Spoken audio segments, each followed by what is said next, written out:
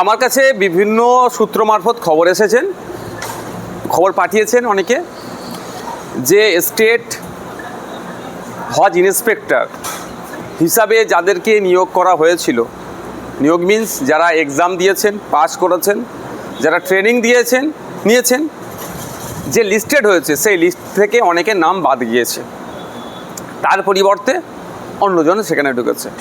এবার সেইটাই জানার জন্য আজকে হজ হাউসে এসেছিলাম।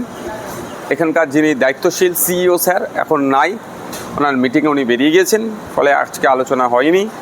ফার্দার আমি আসবো, আলোচনা অবশ্যই করব, জানতে হবে। কারণ যে এই স্টেট হজ ইন্সপেক্টর হিসাবে যারা নিয়োগ হয় তাদের কাজটা হচ্ছে মক্কা শরীফ, মদিনা শরীফ ডিউরিং এই হজ পিরিয়ডে আমাদের পশ্চিমবাংলা থেকে যে সমস্ত হাজিরা যাবে তাদেরকে অ্যাসিস্ট করা, সহযোগিতা করা।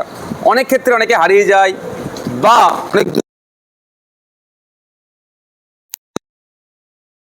টোটাল যারা অসুবিধা হয়, যাতে কারণ গ্রাম থেকে শহর বিভিন্ন জায়গার হাজিরা যায়, কিন্তু সবাই তো ট্রেন্ড না, যারা হাজিরা বা একাধিকবার যাচ্ছে না, নতুন যাচ্ছে, তাদেরকে অ্যাসিস্ট করার জন্য এটা নিয়োগ করা হয়। কিন্তু দুর্ভাগ্য, যেটা খবর পাচ্ছি, খবরের সত্যতা যাচাই করার জন্য যে যারা ট্রেনিং নিল, যারা এক্সামে পাস করলো, তাদেরকে বাদ দিয়ে নতুন ইনক্লুড করেছে। তো নতুন ইনক্লুড করলো কোন ওয়েতে এবং কেন বাদ দিল সেটাও জানতে হবে, তারপরে আমরা প্রতিবাদ করতে পারবো, তারপরে আরও বিস্তারিত বলতে পারবো, তারপরে আবার বিস্তারিত বলতে পারবো। আর যদি আনট্রেন্ডকে এখানে ট্রেনিং না দিয়ে পাঠানো হয়, তাহলে ওখানে গিয়ে একজন সাধারণ হাজি মানে যে এই প্রথমবার যাচ্ছে, আর আমার মতো কেউ যদি প্রথমবার কাউকে পাঠায়, তাহলে সে একই তো হলো, তাকে তাহলে ঘুরতে পাঠানো হলো। তাহলে এখানে প্রক্সি বা এখানে ওই র্যাঙ্ক জাম্প বা অবৈধভাবে ঢুকানো হচ্ছে, যাদের লিস্ট